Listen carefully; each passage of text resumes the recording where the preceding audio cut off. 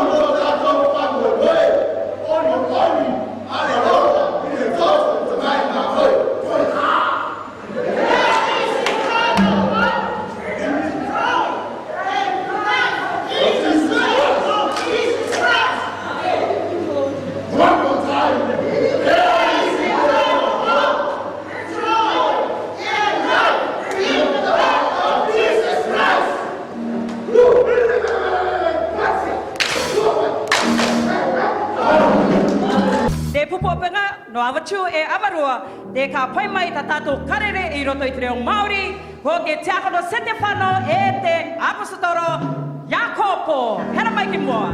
Ko te atua tamato e tātete te roa e ora e tato Jesu o mai o tini no veta ki aku o te kore por te aroha con te atua tamatore la rete e ora e ora tato Jesu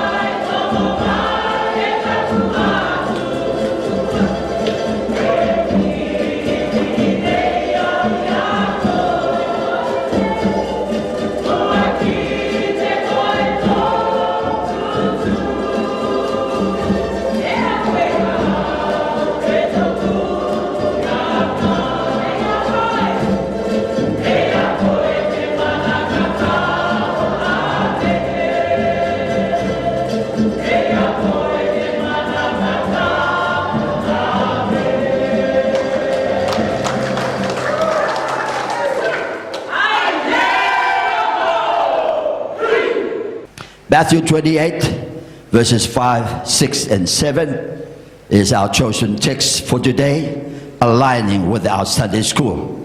When you have found yours, we shall read 1, 2. And the angel answered and said unto the women, Fear not ye, for I know that ye seek Jesus, which was crucified. He is not here, for he is risen, as he said.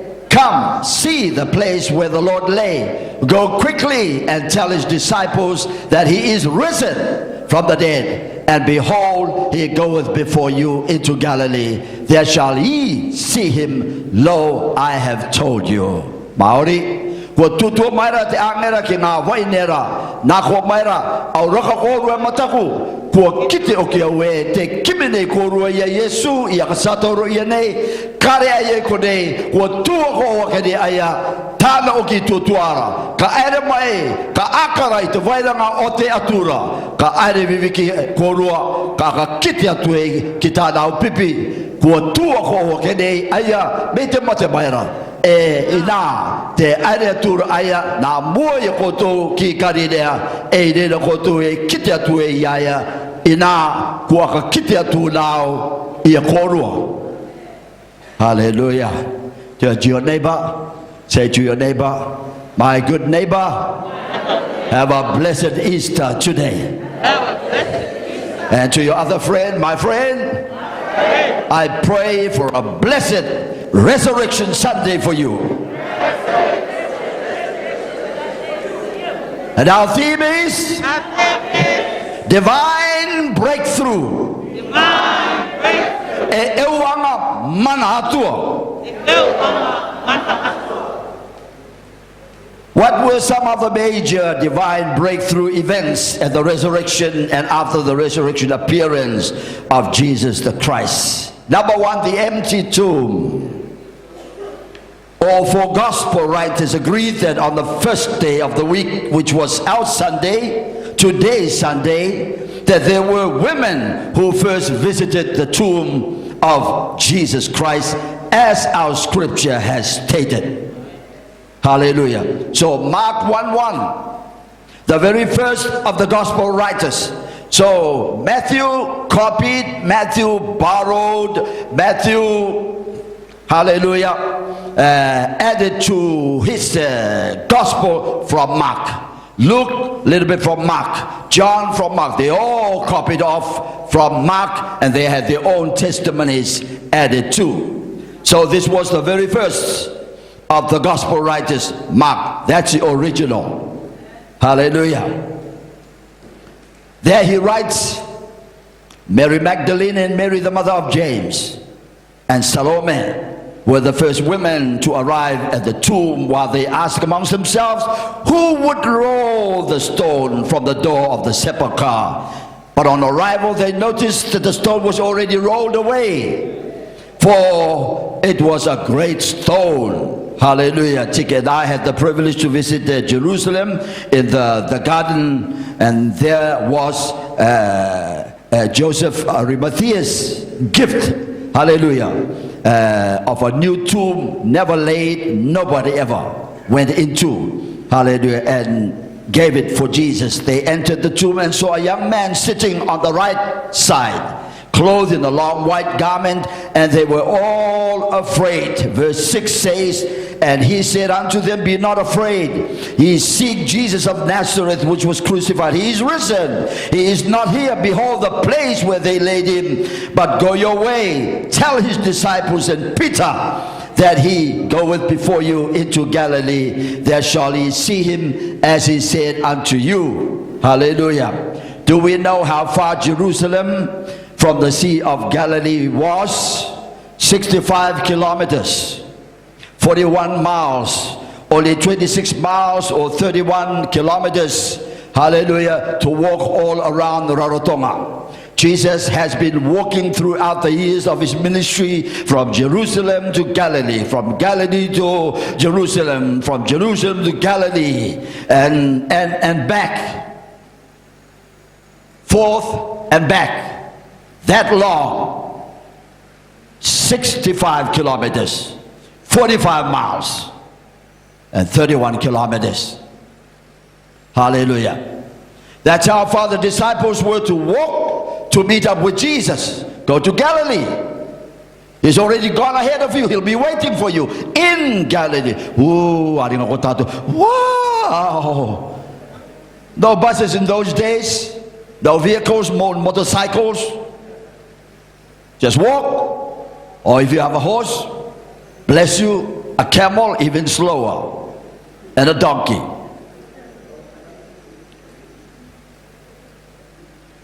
So Matthew, the second gospel writer, recorded at chapter 28:1 almost exactly like what Mark, the original gospel writer, wrote.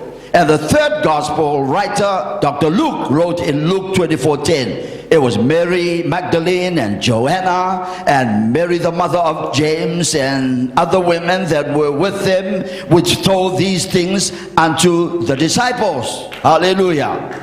Where they got their stories, their testimonies, their evidence, they must have consulted, hallelujah, with the three Marys and others. And their words seem to the disciples of Jesus as idle tales, and they believed them not. Would you believe it? They believed them not. Remember in our lesson, the angel said, don't be afraid. They knew they were going to face up with some oppositions. They knew they will be despised. They knew they will be talked down and looked down. They knew there will be a problem just to deliver a message to the man. So he prepared, don't be afraid. In other words, this is the beginning of your ministry and journey in the body of Jesus Christ. Hallelujah. Again, like Mark and Matthew, at verse 2, they found the stone rolled away from the sepulchre, found not the body of the Lord Jesus. Two men stood by them in shining garments, said unto them, why seek ye the living among the dead? He is not here, but he is risen. Remember how he spoke unto you when he was yet in Galilee. They returned from the sepulchre and told all things unto the 11 and to the rest. The third gospel writer, Dr. Luke, recorded in Luke 24:10. We have just read that. So the very last of the gospel writers, John, with the three epistles, he wrote the three epistles. He wrote the book of Revelation. He penned to his own name, wrote in John 21. He records of only one Mary Magdalene, who in the early dawn also saw of an empty tomb, empty tomb, empty tomb, empty tomb, and empty tomb, with the stone taken away from the sepulchre, who ran to report it to Peter that Jesus' body was nowhere to be found. So Peter and John both ran together to check what might have happened. And John, the younger of the two, writing his own gospel, noted that he outran Peter. He was the younger one. Sometimes young teenagers, I like that.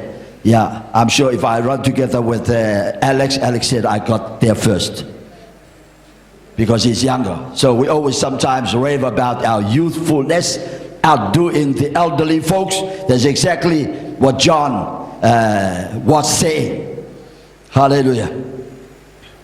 So, and he stooping down, looked in, saw the linen clothes lying, yet went he not in. When I was very young, there are certain closed corners you don't want to go in, you feel scared. But when the old people come, my dad come in, they just go in, piece of cake. But little ones, so John outran Peter. When he got to the grave, he stayed outside. Hi. He thought he was a champion. So that's what happened. Now that brings us to our question. What were some of the major divine breakthrough events at the resurrection? There was the empty tomb without a body. What a divine breakthrough. That was such clear evidence that Jesus at his resurrection, hallelujah, rose again. And hallelujah, and told them of the resurrection of Jesus. So despite the differing views of who was, how many, or who literally were first at the tomb, but all four gospel writers noted unanimously in common consent with absolutely total, complete, and undisputable fact: women were the first at the tomb to receive first-hand information and afresh the resurrection of Jesus Christ on Easter Sunday. That for me and to me was the biggest and greatest breakthrough news to the whole world of humanity. Just as Paul in 1 Corinthians 15 at verse 14 writes, "Now if Christ be risen, then is ye are yet in your sins. If Christ has not risen, you are still in your sins. Then all who are fallen asleep in Christ are perished." Finito, if there was no resurrection. Can we say amen? Hallelujah. If in this life only we have hope in Christ, we are the most miserable.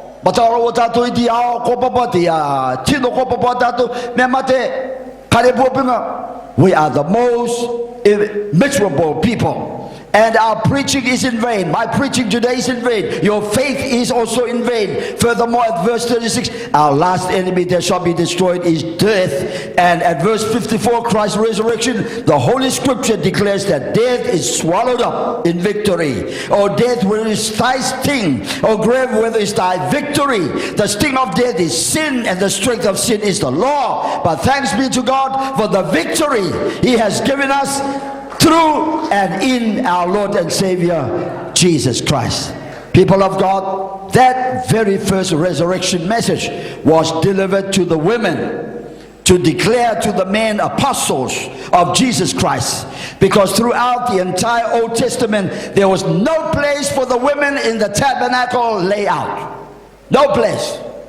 In other words, no women up here, no one up there. They're behind, all men up.